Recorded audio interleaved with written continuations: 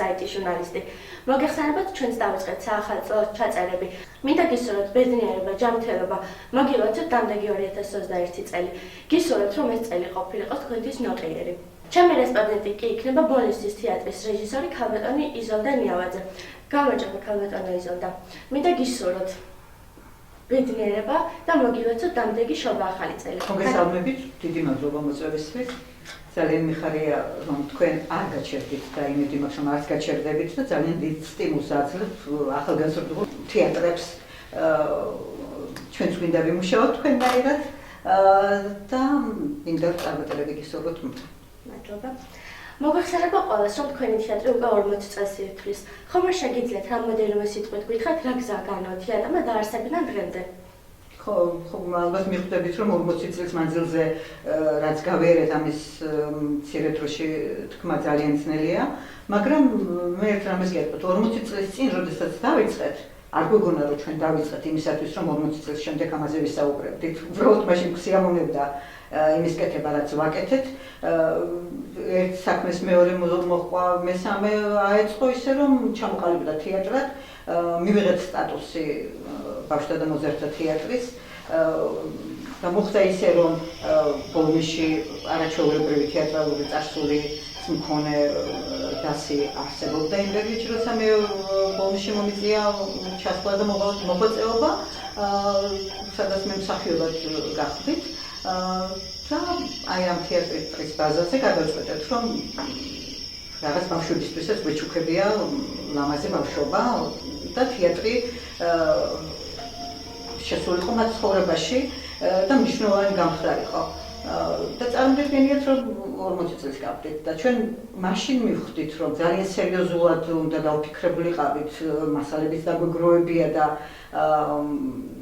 გვეფიქრა იმაზე რომ მართლა შეიძლება ხვალ ვიღაცას დასჭირდეს და მოუნდეს გაგება რას ვაკეთებდით, ვინა ვართ და ასე შემდეგ. როცა 15 წელსანი გავხდით. პირველად იუბილე მაშინ გადაგვიხადა ბოლნისმა და ეს არ იყო მხოლოდ ბოლნისის მასშტაბით, თბილისიდან ჩამოსული სპეციალისტები ძალიან ისეთი ავტორიტეტული პიროვნებები ჩამოგზავნდნენ თეატრალური საზოგადოების თავმჯდომარის მოადგილე კოტე ნინიკაშვილი, რომელმაც 15 წლის მოღვაწეობისათვის გადმოცა სიგელი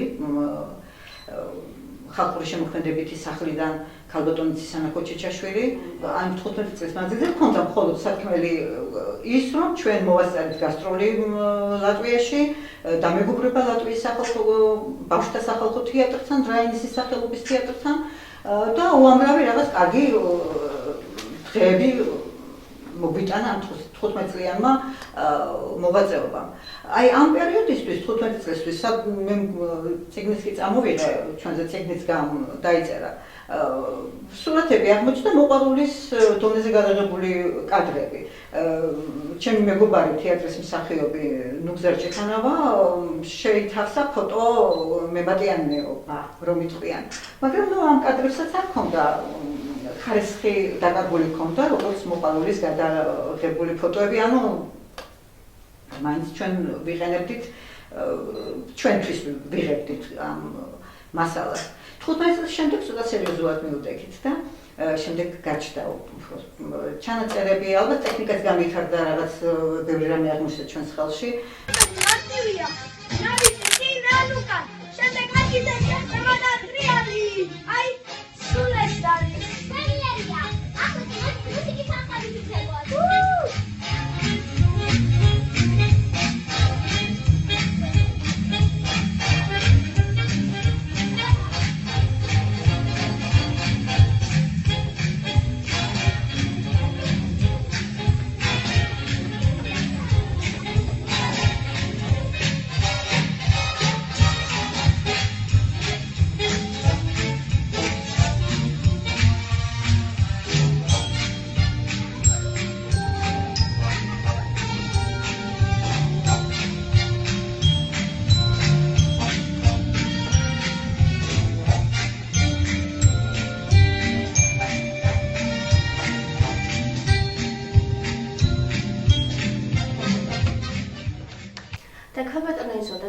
წლებში როგორ დაიწყო ყველაფერი?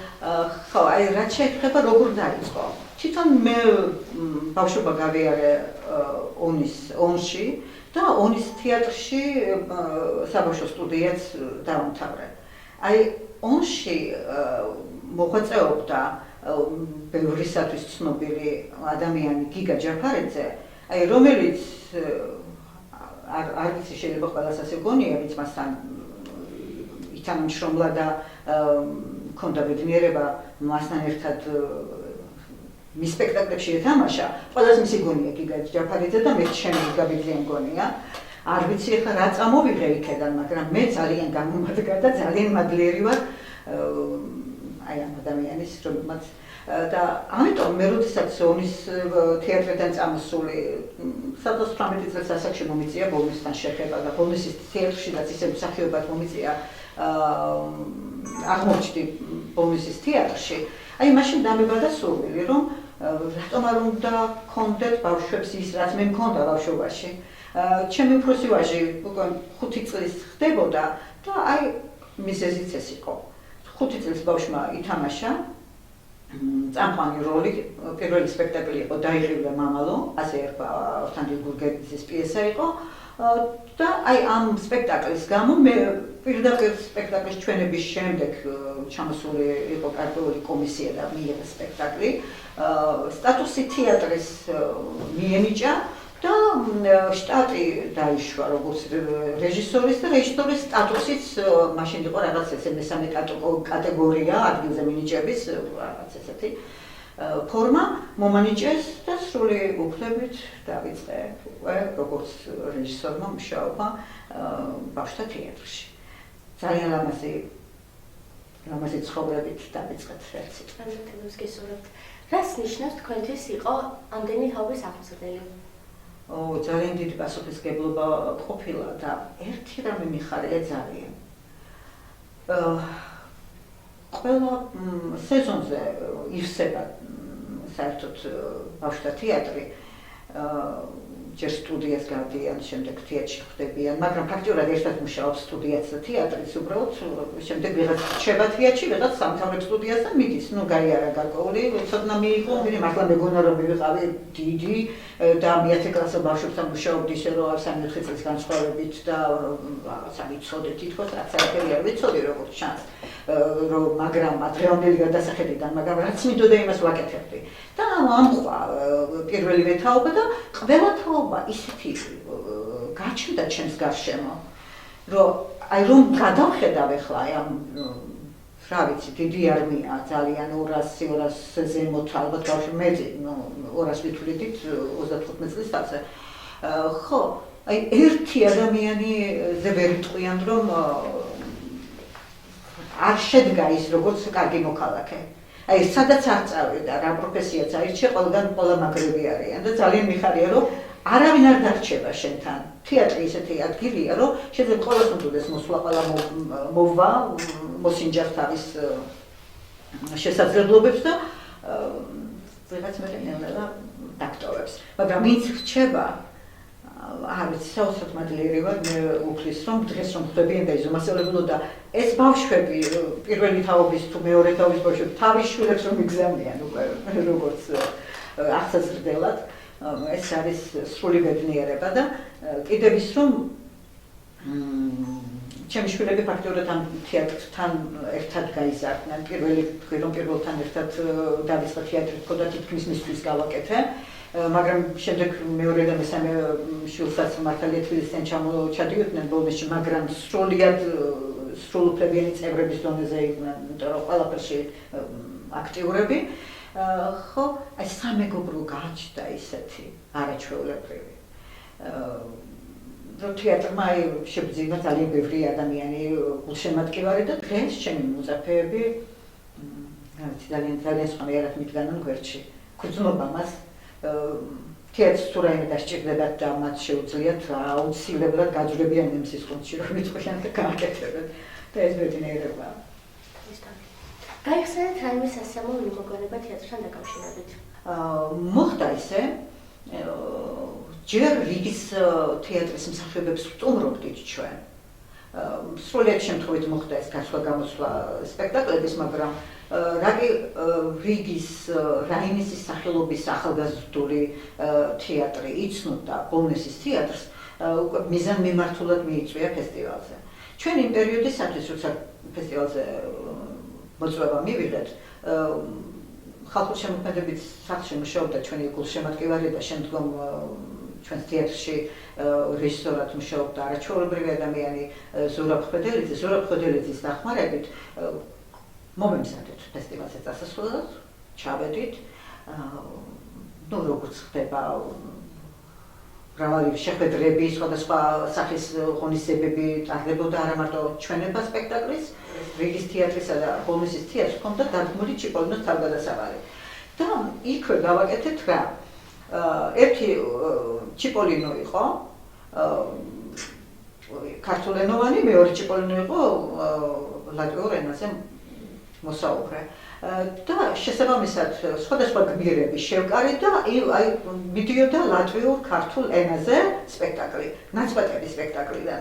და ერთ-ერთი ფილმის პრეზენტაციაც მოგვანდეს ჩვენ ქართული ცეკვით, ჩვენი ბავშვები ცეკვავდნენ ქართული ცეკვით და ამ ნაწყვეტებით მოხდა ლატვიელი საზოგადოება, ეს იყო 98 წელი, რომ მე გაუცებული დავრჩი ამ ხელა სიყვარული, საიდან ჰქონდათ ქართველებისადმი. და აღმოჩნდა კიდევ რომ როდესაც ჩვენ ყვავდნენ სტუმრად მოწვეულები და დავათვალიერებიეთ საქართველოს მასშტაბით თითქმის ყველაფერი, ერთი თვე ცხოვრობთ საბანაკო ცხოვრებით. ვანის ნაქალაქარი და ასე შემდეგ ძალიან ბევრი. აღმოჩნდა ეს ბავშვები დგებოდნენ დილაუთენია. მაცნობ რომ ეს კამერა არ იყო უცხო, გადასაღები ბევრი ატრიბუტები, ტექნიკური საშუალებები ჰქონდათ. გადავღიათ ძალიან საოცარი კადრები მზის ამოსვლის, ხედები ბოლნისის შემოგარენის და აი დამშვიდობების საღამოზე სლაიდები რომ გაუშვეს. აღრიარეს ჩვენი ბავშვები კარგი გაგებით, მონატრება ხომ იცით ერთი ჩვენ ვიყავით სულ რაღაც 12 დღე. და აი მე-11 დღეს რომ ხდება ეს უკვე მონატრებულები მაინც ეს ბავშვების ასაკი ხომ იცით მესამე კლასიდან მე-10 კლასში ჩათვლით ბავშვები იყვნენ ამ შემთხვევაში. გასტროლზე. მაგრამ ყველას მაინც მოენატრა თავისი შობლიური კუთხე, რაღაცა და ნოსტალგია მოეძალათ და აი ამ სიცილ ხარ კის ფერებაში გავატარეთ მთელი საყამო. რომ არა თეატრის რეჟისორი, თქვენი მეორე პროფესია რა იქნებოდა? მე ბევრჯერ მომისმენია მსგავსი დაცმული შეკითხვები და ამბობენ რომ აი რომ თავიდან დავიწყო, მე ასე ისევ იქნებოდი დაუშვათ რეჟისორი ამბობს რეჟისორს და ასე შემდეგ, იმიტომ რომ წარმატებულად თუ გაივლი რაღაც პერიოდს მე შეიძლება გაქვს ამის თქმის უფლება. მე უბრალოდ რეჟისორი არ ყოფილვარ. ბავშვობიდან მოყვარული მსახიობი ვიყავი, შემდეგ მეტნაკლებად პროფესიად იქცა ჩემი მსახიობობა და სრულად შემთხვევით აღმოჩნდი როგორც რეჟისორი. აი მე შემიძლია ვთქვა, რომ პირველი გამოშვება ბოლნისში პირველი გამოშვება რომ გავაკეთა ბავშვთა თეატრის. პირველი სტუდენტი თეატრალური ინსტიტუტიდან გახდა ჩემი მოწაფე. ანუ ბოლნის არ ყავდა არავინ თეატრალური ინსტიტუტის კურსდამთავრებული. ყველა თაობიდან პროფესიონალი იბადება.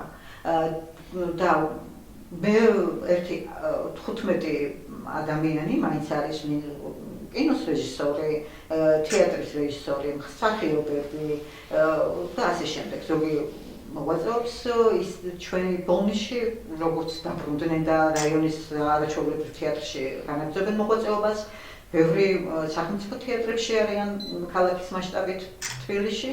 როგორი პედაგოგი, მეგობარი და მრჩეველი ბრძანდები თქვენი ბავშვების მიმართ? არ ვიცი. მე ვიცი რომ რამდენი ბავშვიც ჩემთან ყოფილა, როგორც შემომზრდია, რომ იტყვიან, ყველასგან ძალიან ბევრი სიტყვა მოდის, მადლიერება, მილოცვები, ლექსებს მიძღვნიან, არ ვიცი, მე რას ვაკეთებ.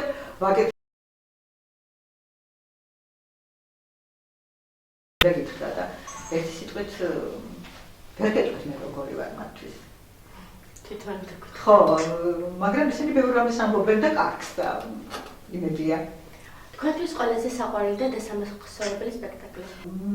მე არ მინდა სახალხოდ რაიმე თქვა ცოტა ისეთი რაც პესიმიზმს შემოიტანს, მაგრამ ნუ ახლა ჩემი ახლობლებისთვის ეს არ იქნება უცხო. მე გითხარით რომ ჩემ უფროსი ბიჭისთვის დავიწყე საერთოდ თეატრთან, აი როგორც რეჟისორმა მუშაობა და მოხდა ისე რომ ჩემი შვილი როდესაც რეჟისორი იყო ძალიან პროდუქტიული, კარგი დადგმებით და ასე შემდეგ 29 წელს ასაკში წავიდა ამ ქვეყნიდან.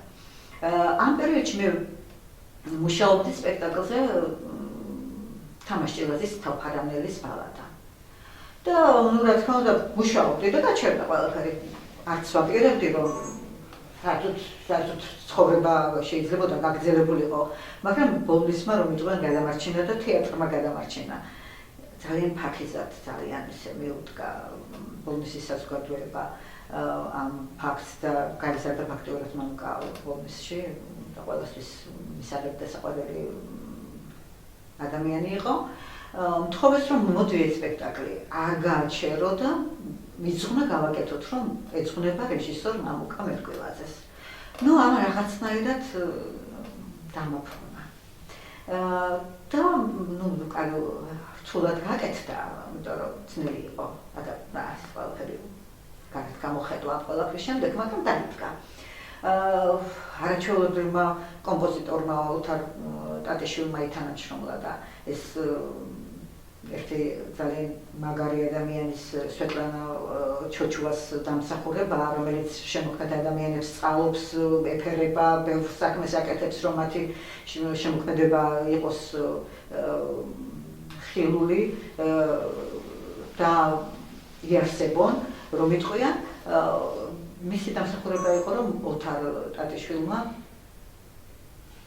რომ იტყვიან აბსოლუტური და უსასყიდლოდ გამიკეთა მუსიკა ამ სპექტაკლისთვის და სპექტაკლი გამოვიდა საოცარი, მოდი მე ვიტყვი მუსიკის მხრიდან. ამბობენ რომ საერთოდ კარგი სპექტაკლი გამოვიდა, მაგრამ ესე. ხო, მე ამას რატო გუსმობ ხას? გავიდა დრო, ეს იყო 2007 წელს. 2010 წელს რაღაც მოვიდა ისეთი თაობა თეატრში, რომ მთხოვეს რომ იმის გარსი რაღაცა გაგვეკეთებინა რა, ეზომასალბელო როგორ გვინდა, აი ჩვენები რაღაც ვიღაცას ახსოვდა ამ ბავშვებს ვიღაცა მშობლებისგან კონტაქტ გადმოცემა რომ რაღაცა ეს სპექტაკლი იყო ძალიან კარგი. 2010 წელს მეორე სხვა თაობასთან გავაკეთე. აღმოჩნდა ისე რომ ეს სპექტაკლი ფაქტიურად დაიდგა 4ჯერ იმ ვერსიით, როგორი ვერსიაც პირველად გავაკეთეთ და მეხუთედ გავაკეთე ისევე სპექტაკლი, მაგრამ აბსოლუტურად ატრიალებული, აბსოლუტურად სხვა რაღაცები წამოწიეცი. აი 37 პერსონაჟი რომ არის, რა გოგონაზე გადავიდა ეს ყველაფერი, ეს თქვენმა ტელევიზიამაც ჩაწერა და YouTube-ზედაც დევს ეს მასალა, ოცნება და წინამძღოლი ერქვა. უბრალოდ იყო ეს მასალა, თავფარანელის ბალადა. გამოვიდა, ეს სპექტაკლიც გამოვიდა და უბრალოდ არ შემიძლია აღნიშნო ის, რომ ერთი 3 წლის მანძილზე მე ვიყავი წამოსული ბოლნისიდან ქართულ და მისვლა მოსვლა ძნელი იყო ჩემთვის თბილისიდან სიარული და პერიოდი იყო ესეთი, რომ ერთად შევიდნენ ჩემი ორი შვილი სკოლაში და ვეღარ ვახერხებდი ამ ყველაფერს, ტყუპებებით, თუმცა წელიწადი კი ასწავლა, მაგრამ ასე გამოვიდა. ხო, და აი თბილისში დავიწყე ბავშვებთან მუშაობა, და ყველა ვიყავი. რა გამიკეთებია, არ ვიცოდით, ან ხა წარმოიდგინეთ 98 წელი. არის ესეთი პერიოდი, როცა და თეატრს დაიწყე საზღაპრეთი. აი ამ საზღაპრეთშიც გავაკეთეთ შემდგომ თავფარანელის ბალადა და ერთი სპექტაკლი ვითამაშეთ შერეულად. აი ბოლნისის დასიდან და თბილისის დასიდან შეკრული სპექტაკლი. და ამ ორი თეატრის ტანდემი აღმოჩნდა ისეთი საოცარი. შემდეგ მოხდა ის, რომ ორივე მოხდა ფესტივალზე, ბათუმის ბაშტოდამოსა და მოზარდთა თეატრების ფესტივალი იყო. და სახელი გჭირდებოდა ბოლნისისთვის, იმიტომ მარტო ბაშტო და მოზარდთა არ გამოდიოდა თითქოს. თან ორივეგან რეჟისორი მე რომ ვიყავი და ბოლნისში თქვით, რომ მოდი საზღაპრეთი 2 დავარქვათ. დღეს ბოლნისის საზღაპრეთი 2 ქვია დღევანდელ მოცემულობაში. ჩვენი გადაცემა დასასრულს მიუახლოვდა ქალბატონო იზოლდა. რამდენიმე სიტყვით ხომ შეგიძლიათ მიულოცოთ დამდეგიშობა ახალი წლით ჩვენს მაყურებელს და მთლიან საქართველოს. როგორ არა, ძალიან დიდი პატივია რომ მე მიულოცო დამდეგი ახალი წელი ჩვენს საყვარელ მაყურებელს. დიდი მადლობა პირველ რიგში თქვენს ტელევიზიას მიხლა პირადად მოგიხდით მადლობას, იმიტომ რომ 2020 წელი ჩემთვის საიუბილეო თარიღი იყო. ჩემი თეატრისთვის ეს შეიძლება არც ისეთი მნიშვნელოვანია ვიღაცისთვის, მაგრამ ხა ყველა თავის ტკივილს ამბობს. გვინდა რომ ისევ დაუბრუნდეთ ჩვენ ცხოვრებას, ძალიან მენატრებიან ჩემი პატარები. 2021 წელს მოგვიწეს ამის საშუალება. პირველ რიგში ქალბატონო იზოლდა ძალიან დიდი მადლობა ესეთი ამომწურავი პასუხებისთვის. გისურვებთ 2001 წელი თქვენთვისაც ნაკლები ყოფილიყოს. და თქვენ კი ჩემო მაყურებელო, დარჩით ჩვენ ახსი ჩვენი სულ დაგიბრუნდებით ახალი და საინტერესო გადაცემებით.